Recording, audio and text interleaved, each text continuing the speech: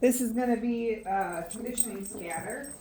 So there are lots of problems that you might have with your dog that just throwing a handful of food on the ground can solve in a relatively short amount of time. And especially for things that he might spook at. Like initially when we were working up here in the front, he would spook at sounds like that. And yay, go boy, and you can see like he just looked over at that noise and looked back at me. And then I followed that up with a food scatter. But you're actually supposed to say a word. I just did it without formality. There's one right there. So, can somebody make a bang sound for me? A what? What? Scatter.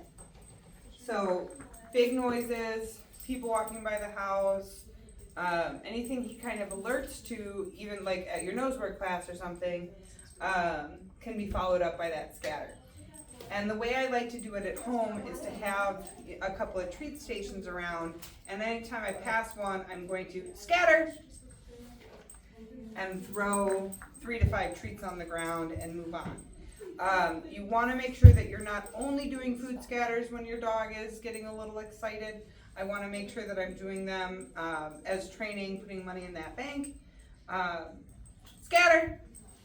And you can see when I say that word, Booker lights up, he wags his tail, and he's like, oh my, that word tastes so good.